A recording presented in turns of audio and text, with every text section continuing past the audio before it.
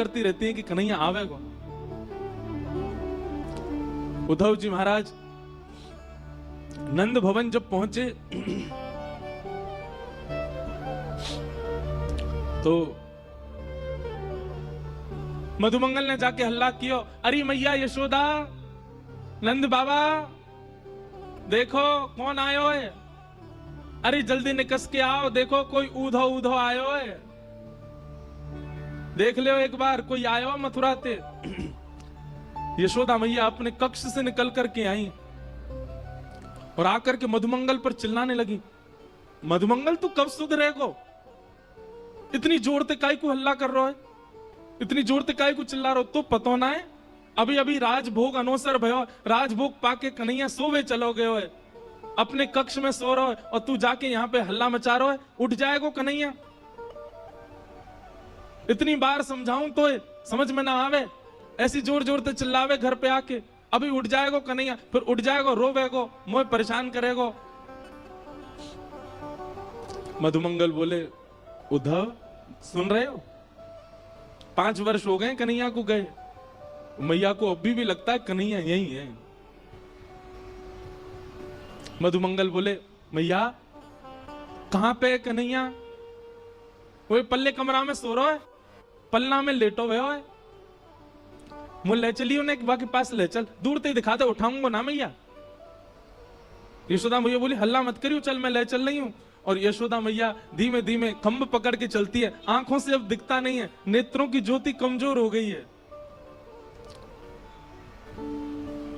यशोदा मैया लेकर के गई और जैसे ही कक्ष में पहुंची हैं, कक्ष खोल करके भीतर प्रवेश करते ही यशोदा मैया धड़ाम से गिर पड़ी और रुदन करते हुए बोली, अरे मधुमंगल, मैं तो भूल ही गई, कन्हैया तो चलोगो कब को, कन्हैया तो मथुरा में बस गए हो, कन्हैया तो देवकी को लाला है गए हो।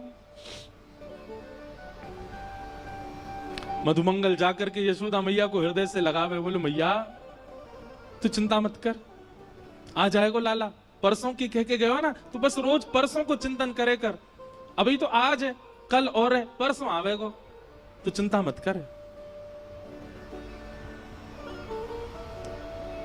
मधुमंगल जी बोले, उद्धव और क्या देखना है बताओ।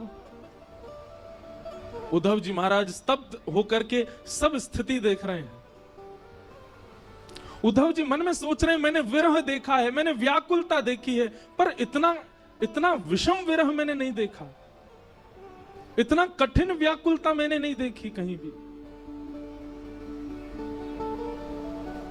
इतने में नंद बाबा आ गए। नंद बाबा ते चलो ना जाए, नंद बाबा बड़ी मुश्किलन ते अब अपने पांव धरें, कहीं भी पैर रखें तो मानो जैसे कछु चुभे चरणन में।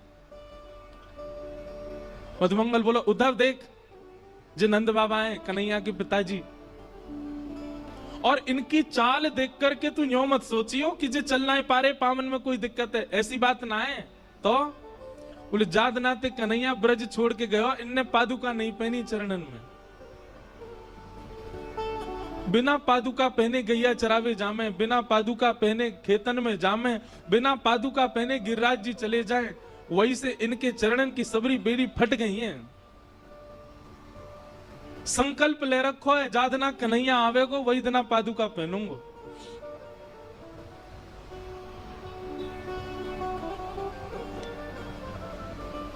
उद्धव जी महाराज ने प्रणाम किया। नंद बाबा ने जैसे ही काली कमली देखी, उद्धव जी को हृदय से लगाया, बोलो भैया तू हमारे लाला को सखा है? बोले जी मैं संग ही रहता हूं। काली कमली बोले, मुंह को दे दे, मैं क्या को या की सुगंधी ले लूं, बहुत दिन है गए कन्हैया चलोगो तब से मेरे वस्त्रन में तो सुगंधी आनी बंद है गई है, वो पहन के रात में सोयो कर तो वही से सुगंधी आयो करते, तू दे दे ने। उद्धव ने अपनी काली कमली उतार के दी और नंद बाबा अपने हृदय से लगा करके और मधुमंगल से बोले, अरे मधुमंगल बहुत दिन है सोयो ना हूं भैया, ऐसा लग रहा हो कन्हैया गोद में आ गयो, अब मैं तो निद्रा कर रहा हूं, तू उद्धव को कछु पवाए दियो है। और नंद बाबा गहरी निद्रा में चले गए, काली कमली को अंक से लगा करके। उद्धव ये समस्त दृश्य देख करके शून्यता में जा रहे हैं।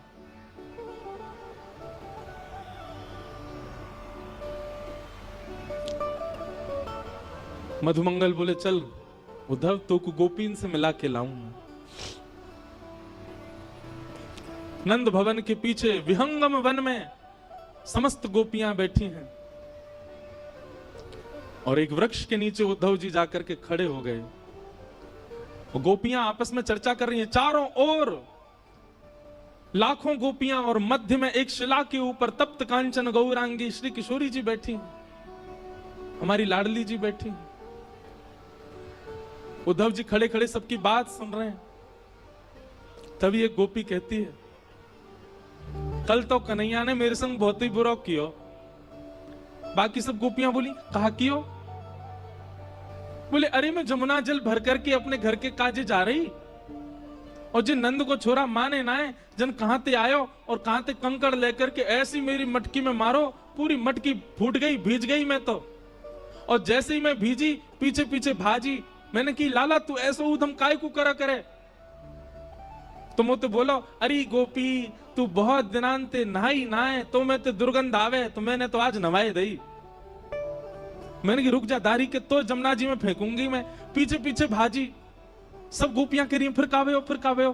बोले मैं जैसे ही पहुंची वहां के पीछे मेरे हाथ पकड़वे ही वारो। जैसे ही मैंने हाथ पकड़ो गोपी बोली कहां वे हो फिर? बोले नेत्र खुल गए, स्वप्नों देख रही, मुंह तो स्वप्न में दिख रहे कन्हैया। और फिर बहुत बुरे भयो कि भैया कन्हैया तो चलोगे हो।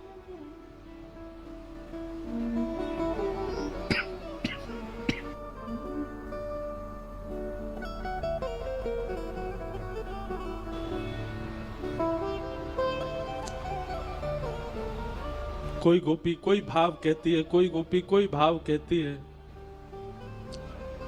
मध्य में बैठी हुई किशोरी जी सबके भाव सुन रही हैं, अपलक नेत्रों से केवल नीचे की ओर देख रही हैं, पलक भी नहीं झपक रही हैं। तभी एक गोपी ने जाकर के किशोरी जी के चरणन को स्पर्श किया। हे श्यामा जी, कछु भाव आप भी बताओ ना, आपको कृष्ण के अनुभव कैसे हूं मैं?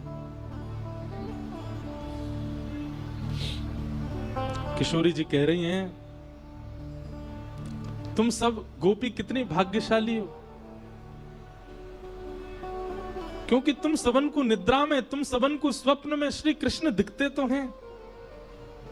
पर मेरी तो स्थिति ऐसी है, जा दिना से कन्हैया ब्रज छोड़ करके गए हैं, जा दिन से श्याम सुंदर गए हैं, वह दिन से निद्रा ही नहीं आई है, नेत्र ही बंद नहीं हुए हैं, और निद्रा ना आने की वजह से स्वप्न ही नहीं आया।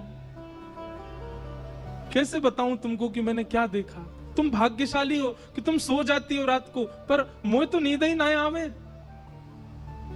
कन्हैया तो गए, श्याम सुंदर तो गए, पर मेरी बैरणी निद्रा को संग ले गए, मुंह को निद्रा ना आवे।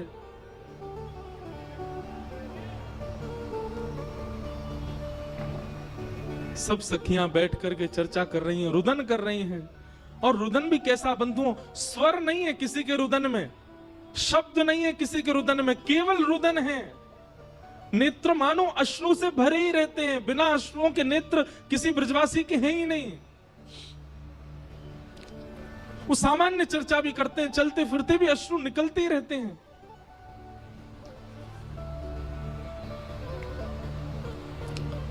तभी एक गोपी की दृष्टि पड़ी वृक्ष के नीचे खड़े हुए उद्धव पर,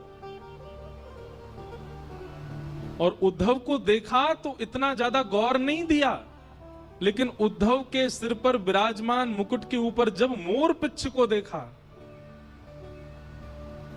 गोपियों को बताना नहीं पड़ा कि ये उद्धव भगवान का सखा है, संदेश लेकर के आया है। मोर पिच्छ देखते ही समझ गए ये श्री कृष्ण का मोर पिच्छ है, और हमारी सुध लेने के लिए उद्धव को भेजा। अपने देखते ही पता चल गया गोपियों को।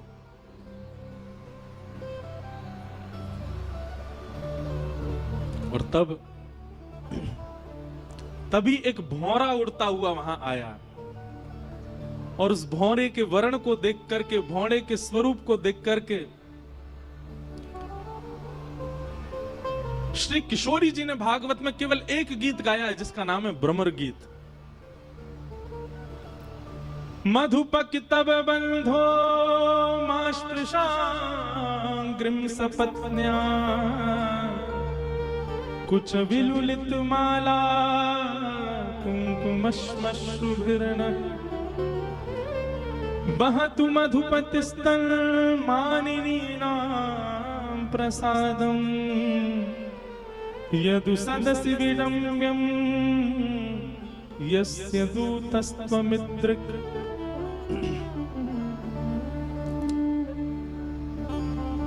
मानो उस भौरे को केंद्र में लेकर के गोपियां उद्धव से नहीं कह रही हैं, भौरे से बात कर रही हैं और उत्तर सारे उद्धव को ही दे रही हैं। अरे भौरे,